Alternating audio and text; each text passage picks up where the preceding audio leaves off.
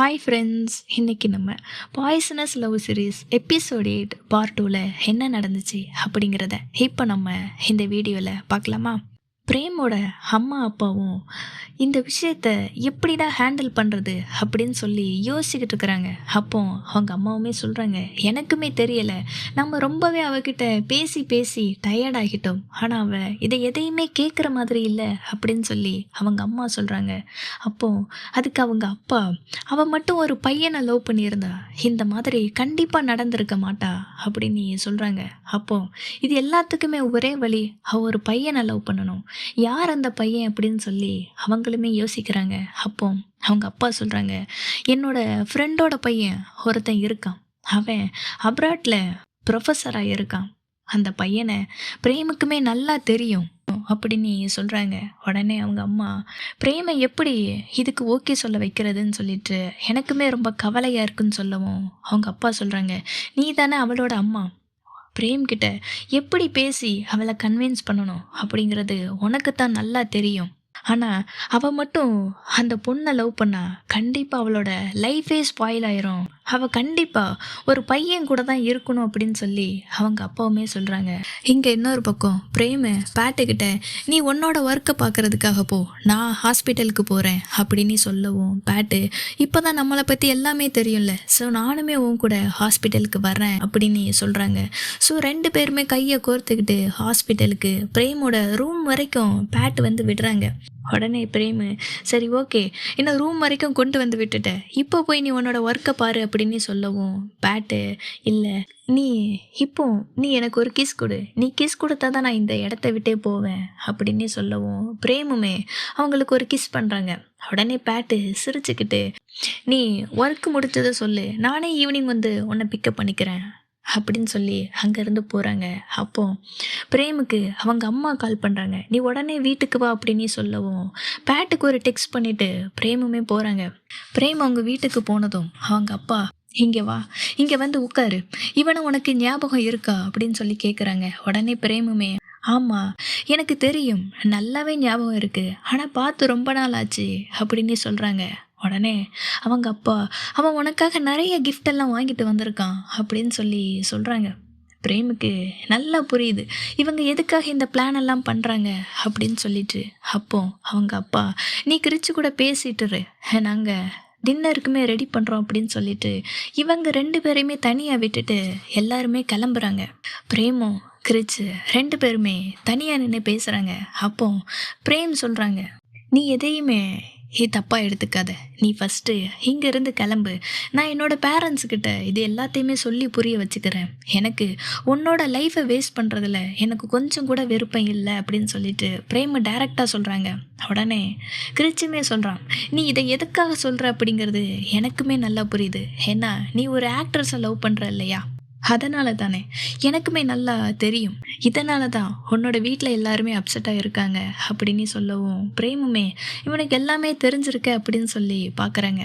அப்போ கிரிச்சு சொல்கிறான், இதை நீ இன்னுமே கொஞ்சம் டிஃப்ரெண்ட்டாக யோசிச்சுப்பாரு, என்கிட்ட ஒரு ஐடியாவுமே இருக்குது, இப்போதைக்கு நீ உன்னோட பேரண்ட்ஸுக்கு எதிராக எதுவுமே பண்ண முடியாது, நீ அந்த மாதிரி பண்ணனா கண்டிப்பாக இந்த நிலமை இன்னுமே ரொம்ப மோசமாக தான் இருக்கும், அந்த பொண்ணை அவங்களுக்கு சுத்தமாக பிடிக்காமே போகும் அப்படின்னு சொல்கிறான். உடனே பிரேம் கேட்குறாங்க, எனக்கு உண்மையாகவே புரியலை, நீ எதுக்காக எனக்கு ஹெல்ப் பண்ணணும் அப்படின்னு சொல்லி கேட்குறாங்க. அதுக்கு கிரிச்சு சொல்கிறான், நான் எதுக்காக இதை பண்ணுறேன் அப்படின்னா, நீ என்னை லவ் பண்ணணும், அதுக்காகலாம் நான் இதை பண்ணலை, எனக்குமே நல்லா தெரியும் ஒருத்தரை ஃபோர்ஸ் பண்ணியெல்லாம் லவ் பண்ண வைக்க முடியாது, லவ் இஸ் லவ், அதுக்கு ஜெண்டர்லாம் எதுவுமே கிடையாது, இது கண்டிப்பாக நடக்கிறதுக்கு வாய்ப்பு இருக்குது, இதில் தப்பு எதுவுமே கிடையாது அப்படின்னு சொல்லிட்டு கிரிஷுமே சொல்கிறான். அப்போது பிரேமுக்குமே புரியுது, இதை கொஞ்ச நாள் அப்படியே விட்டுட்டா அவங்களுமே புரிஞ்சுப்பாங்களோ அப்படின்னு சொல்லிட்டு பிரேமுமே கொஞ்சம் அமைதியாக இருக்காங்க.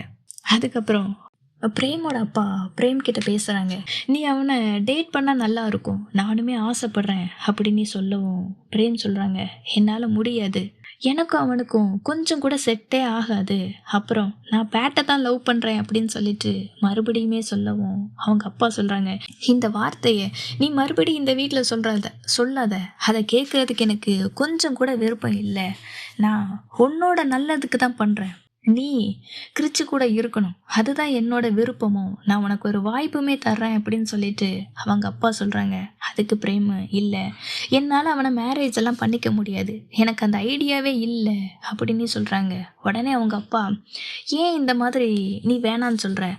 ஒருவேளை முன்னாடி உனக்கு ஒரு டைம் மேரேஜ் ஃபிக்ஸ் ஆகி கேன்சல் ஆச்சே, அதனால நீ எதுவும் யோசிக்கிறியா என்னன்னு?" சொல்லிட்டு அவங்க அப்பா கேட்குறாங்க. அதுக்கு பிரேம், "இல்ல, அந்த மாதிரிலாம் எதுவுமே கிடையாது" அப்படின்னு சொல்றாங்க. உடனே அவங்க அப்பா, "நீ கிறிச்ச மேரேஜ் பண்ணிக்கோ.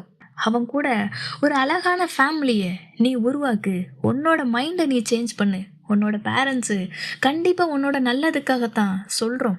உனக்கு ஒரு பெஸ்ட்டான லைஃப குடுக்கறதுக்காகத்தான் நானுமே ஆசைப்படுறேன். நீ கொஞ்சம் யோசிச்சு பாரு. நீ பண்றது சரியா, தப்பா அப்படிங்கிறத நீ யோசி. நீ ஒரு டாக்டர் தானே! உனக்கு தெரியும்ல. நீ எதுக்காக இந்த அளவுக்கு அப்நார்மலா இருக்க? நீ ஏன் சேம் செக்ஸுக்கு போகுறன்னு?" சொல்லிட்டு அவங்க அப்பா சொல்றாங்க. உடனே பிரேமு, "நான் டாக்டர் தான். நான் நார்மலா தான் இருக்கேன். அதுக்கப்புறம் இந்த சேம் செக்ஸு இது தப்பெல்லாம் கிடையாது" அப்படின்னு சொல்லவும் அவங்க அப்பா கோவப்படுறாங்க. "நீ என்கிட்ட இந்த மாதிரி மறுபடி ஆர்கியூ பண்ணிக்கிட்டே இருக்காத" அப்படின்னு சொல்றாங்க. உடனே பிரேமு, "என்னோட லைஃப்ப நீங்க கண்ட்ரோல் பண்ணாதீங்க. நான் பெரிய பொண்ணாகிட்டேன். எனக்கு ரைட்ஸ் இருக்கு. எனக்கு என்ன பிடிக்கும், பிடிக்காது அப்படிங்கிறத பண்றதுக்கு எனக்கு ஃபுல் ரைட்ஸ் இருக்கு" அப்படின்னு சொல்லி அவங்க கத்துறாங்க. உடனே அவங்க அம்மா, "கொஞ்சம் பொறுமையா இருங்க. வேணாம்" அப்படின்னு சொல்லவும், "நான் எதுவுமே பண்ணல. உன் பொண்ணு தான் எந்த அளவுக்கு பேசுறா பாரு. எப்படி மரியாதை இல்லாம பேசுறா. இது எல்லாம் அவ சொல்லிக் குடுத்து தான் பண்றா" அப்படின்னு சொல்லவும் பிரேம் சொல்றாங்க, "அவ எனக்கு எதுவுமே தப்பா சொல்லி தரல. இது என்னோட தப்பு தான்" அப்படின்னு சொல்லவும், உடனே அவங்க அப்பா, "உனக்கே புரிஞ்சிருச்சுல, புரியுதுல்ல. இது உன்னோட தப்பு தானே. அப்படின்னா நீ அத மாத்திக்கோ" அப்படின்னு சொல்லவும், பிரேம் சொல்றாங்க, "நான் என்னோட தப்புன்னு சொன்னது, நான் உங்ககிட்ட மரியாதை குறையா நடந்துக்கிட்டேன். அதுதான் என்னோட தப்புன்னு சொன்னது. மத்தபடி நான் லவ் பண்ணத நான் சொல்லவே இல்ல" அப்படின்னு சொல்றாங்க. அதுவும் என்னோட தப்பு கிடையாது. நான் ஒரு பொண்ண லவ் பண்றேன் அப்படிங்கிறது ஏன் தப்பு கிடையாது. நான் மேரேஜ் எல்லாம் பண்ணிக்க மாட்டேன்.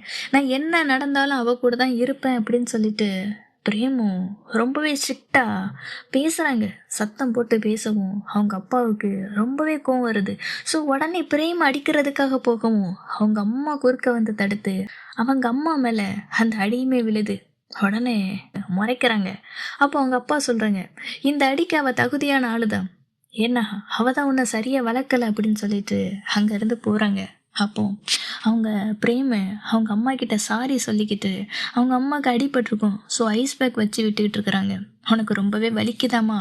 அப்படின்னு சொல்லி கேட்கவும், அவங்க அம்மா சொல்றாங்க, "எனக்கு பெயினு வெளியிலலாம் இல்ல. எனக்கு உள்ள வலிக்குது. என்னால அத தாங்கிக்கவே முடியல. நீ உன்னோட அப்பா சொல்றத கேளு" அப்படின்னு அழுதுகிட்டே பிரேம் கிட்ட கேட்குறாங்க. "என்னால ரொம்ப நாளைக்கெல்லாம் அவரெல்லாம் சமாளிக்க முடியாது. நீ பண்ண எல்லாத்தையுமே பொறுத்துப்பேன். ஆனா இத மட்டும் என்னால ஏத்துக்கவே முடியாது" அப்படின்னு சொல்லிட்டு ரொம்பவே அழுகுறாங்க. இங்க இன்னொரு பக்கம் பேட்டு பிரேமுக்கு மசாஜ் பண்ணி விட்டுட்டு இருக்கிறாங்க. "எல்லாம் ஓகேவா? நீ எதுக்காக சோகமா இருக்க? உன்னோட பேரண்ட்டையுமே பார்க்க போனல்ல, என்னாச்சு?" அப்படின்னு சொல்லி கேட்கவும் பிரேம் சொல்றாங்க, "நீ என்ன நடந்தாலும் என்ன நம்பு. எனக்கு நீ மட்டும்தான் வேணும்" அப்படின்னு சொல்றாங்க. உடனே பேட்டுமே, "சரி, ஓகேடா, எல்லாமே சரியாயிரும்" அப்படின்னு சொல்லி அவங்களையுமே ஹக் பண்றாங்க.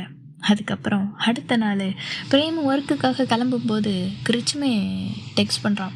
"நான் உன்னோட பேரண்ட்ஸ் உன்னை வந்து பிக்கப் பண்ணிக்க சொன்னாங்க. நான் எங்கே வரட்டும்? ஹாஸ்பிட்டலுக்கு வரட்டுமா, இல்லை வீட்டுக்கு வரட்டுமான்னு சொல்லி கேட்கவும் பிரேமுமே சொல்கிறாங்க, "நீ என்னோட வீட்டுக்குமே வா" அப்படின்னு சொல்லிட்டு பேட்டுக்கு ஒரு சின்ன நோட் எழுதி வச்சுட்டு போகிறாங்க. பிரேமு கிரிச்சோட காரில் ஹாஸ்பிட்டலுக்குமே வந்து இறங்குறாங்க. இதை பவ்வு, டேனு எல்லாருமே பார்த்துட்டு ரொம்பவே ஷாக்காக இருக்கிறாங்க. "யாருப்பா அது? ரொம்பவே ஹாட்டாக இருக்கான், ரொம்பவே செக்ஸியான ஒரு பையனாக இருக்கானே, யார் அது?" அப்படின்னு சொல்லி பார்க்குறாங்க. உடனே பிரேம் வரவும் பிரேம் கிட்ட கேட்குறாங்க, "அவன் யார்? உன்னை விட்டுட்டு போனான்ல, அவன் யார்? ஆமாம், பேட் எதுக்காக வரலை? அவள் தானே உன்னை ட்ராப் பண்ணுவா, அவள் எதுக்காக வரலைன்னு?" சொல்லிட்டு பிரேம் கிட்ட எல்லாருமே கேட்கவும் பிரேமுமே சொல்கிறாங்க அவங்க வீட்டில் நடந்த விஷயத்த. "இது பேட்டுக்கு தெரியுமா?" அப்படின்னு சொல்லி கேட்கவும் பிரேமு, "இல்ல, அவளுக்கு தெரியாது" அப்படின்னு சொல்கிறாங்க. உடனே டேன் சொல்கிறான், "இதை எப்படி அவள் கண்டிப்பா தப்பாக தான் எடுத்துப்பா. நீ அவகிட்ட சொல்லு" அப்படின்னு சொல்லவும் பிரேம் சொல்கிறாங்க, இதை பேட்டுக்கிட்ட எப்படி சொல்கிறது அப்படின்னு எனக்குமே தெரியலை அப்படின்னு சொல்கிறாங்க. அப்போ பவு, நீ இதை அவகிட்ட இருந்து கண்டிப்பாக மறைக்கக்கூடாது, நீ அவளுக்கு ஃபஸ்ட்டு உண்மையாக இரு அப்படின்னு சொல்கிறாங்க. அதை சீட்டாவுமே சொல்கிறாங்க, ஆமாம் பவு சொல்கிறது கரெக்டு தான், நீ ஃபஸ்ட்டு அவளுக்கு தான் நீ உண்மையாக இருக்கணும், உன்னோட பேரண்ட்ஸுக்கு இன்னுமே நீ கொஞ்சம் டைம் கொடு, அவங்க டைம் எடுத்துக்கட்டும், ஸோ அவங்க எல்லாத்தையுமே புரிஞ்சுப்பாங்க அப்படின்னு சொல்கிறாங்க. அப்போ கரெக்டாக அந்த டைமில் பேட்டு வந்து நிற்கிறாங்க. பிரேமுக்கு பயங்கர அதிர்ச்சியாக இருக்குது. ஸோ அங்கேருந்து 2 பேருமே தனியாக போய் பேசுகிறாங்க. பிரேமு பேட்டுக்கிட்ட மன்னிச்சிரு, நான் உங்ககிட்ட இதை சொல்லாமல் இருந்ததுக்கு என்னை மன்னிச்சிருன்னு சொல்லவும் பேட்டு பரவாயில்ல, என்னால் புரிஞ்சுக்க முடியுது அப்படின்னு சொல்கிறாங்க. அப்போ பிரேமுமே எனக்கு இந்த விஷயத்தில் என்ன பண்ணுறதுன்னு தெரியலை, இதை எப்படி ஹேண்டில் பண்ணுறது எதுவுமே தெரியலை அப்படின்னு சொல்லவும் பேட்டு, நான் உன்னோட பேரண்ட்ஸை பார்க்குறதுக்காக நான் வர்றேன், நான் அவங்கக்கிட்ட பேசுகிறேன் அப்படின்னு சொல்கிறாங்க. பிரேமுக்கு அப்படி யோசிக்கிறாங்க. ஸோ அங்கேருந்து 2 பேருமே பிரேமோட வீட்டுக்குமே போகிறாங்க. பிரேமு அவங்க அப்பா அம்மா கிட்ட இவ தான் பேட்டு, நான் இவளை தான் லவ் பண்ணுறேன் அப்படின்னு சொல்கிறாங்க. உடனே அவங்க அப்பா எழுந்து, பிரேம் நீ கொஞ்சம் உள்ள வா, நான் உங்ககிட்ட தனியாக பேசணும் அப்படின்னு சொல்லவும் பேட்டு, இல்லை நீங்கள் எங்கேயும் போக வேண்டாம், எதுவாக இருந்தாலும் இங்கேயே பேசுங்க, எங்கள் 2 பேருக்கும் இடையில எந்த ஒரு சீக்ரெட்டுமே கிடையாது அப்படின்னு சொல்கிறாங்க.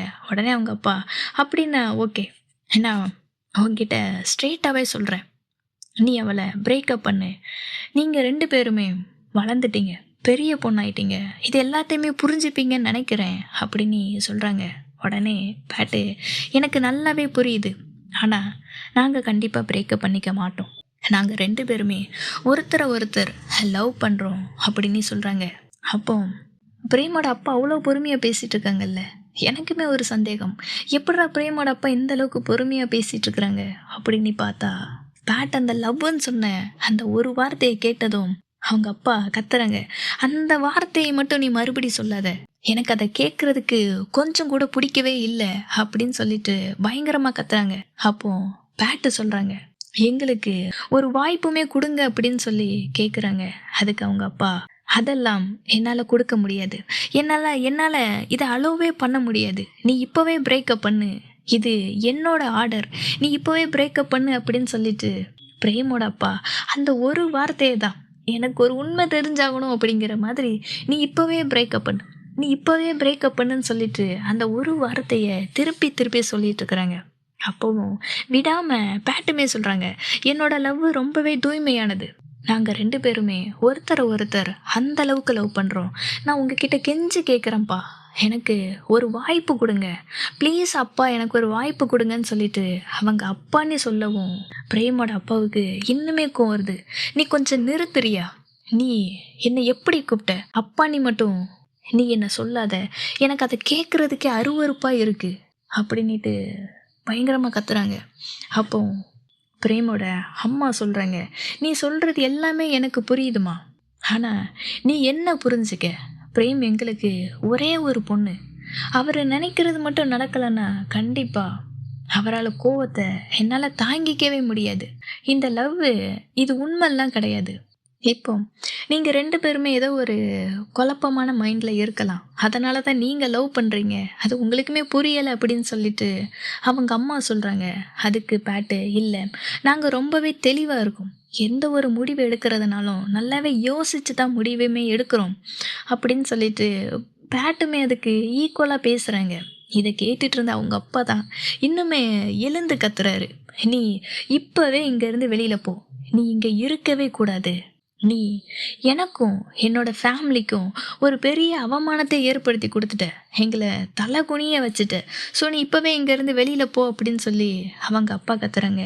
உடனே பிரேமுமே பேட்டு, வா நம்ம இங்கே இருக்க வேணாம், நம்ம போயிடலாம், நீ வான்னு சொல்லிட்டு கூப்பிடுறாங்க. அப்போவும் பேட்டு சொல்கிறாங்க, இல்லை முடியாது, நீங்கள் என்னை புரிஞ்சுக்கிற வரைக்கும் நான் இங்கே தான் இருப்பேன், நான் போக மாட்டேன் அப்படின்னு சொல்கிறாங்க. அதுக்கு அவங்க அப்பா, அந்த ஒரு விஷயம் மட்டும் நடக்கவே நடக்காது, நீ இப்போவே வெளியில் போ, நீ வெளியில் போன்னு சொல்லிட்டு அவங்க அப்படி கத்துறாரு. பிரேமும், இல்லை இதுக்கு மேலே இருக்க வேணாம் பேட்டு, நீ வா போகலாம் அப்படின்னு சொல்கிறாங்க. அப்போ பேட்டு அவங்க அப்பா அம்மா முன்னாடி அப்படி மண்டியிட்டு நிற்கிறாங்க. முட்டிக்கால் மண்டியிட்டு நிற்கிறாங்க. நான் பிரேம ரொம்பவே லவ் பண்ணுறேன். அவள் இல்லாமல் என்னால் இருக்கவே முடியாது. எனக்கு ஒரு வாய்ப்பு கொடுங்க. நான் உங்ககிட்ட கெஞ்சி கேட்குறேன். ஒரு பையன் ஒரு பொண்ணை எந்த அளவுக்கு பார்த்துப்பானோ அதை விட நல்லா நான் பிரேம பார்த்துக்கிறேன். எனக்கு தயவு செஞ்சு ஒரு வாய்ப்பு கொடுங்கன்னு சொல்லிட்டு அவங்க அப்பா அம்மா முன்னாடி அப்படியே மண்டிக்கிட்டு நிற்கிறாங்க. பேட் இப்படி நிற்கிறது பிரேமுக்குமே ஒரு பக்கம் ரொம்பவே கஷ்டமாக இருக்குது. பேட்டு இதுக்கு மேலே அவங்க அப்பாவை எப்படி கன்வின்ஸ் பண்ணுறது அப்படின்னு தெரியல. ஸோ அந்த இடத்துல மண்டியிட்டு நின்று எனக்கு தயவு செஞ்சு ஒரு வாய்ப்பை கொடுங்க அப்படின்னு சொல்லி கேட்குறாங்க. பார்க்குறதுக்கு ரொம்பவே கஷ்டமாக இருந்துச்சுப்பா. ரொம்பவே எமோஷ்னலான ஒரு சீனு அந்த அளவுக்கு இருந்தது. இதோட இந்த எபிசோடுமே முடியுது. இதுக்கப்புறம் என்ன நடந்துச்சு அப்படிங்கிறத நம்ம அடுத்த எபிசோடில் பார்க்கலாம். ஓகேவா? இப்போ நான் கிளம்புறேன். தேங்க்யூ.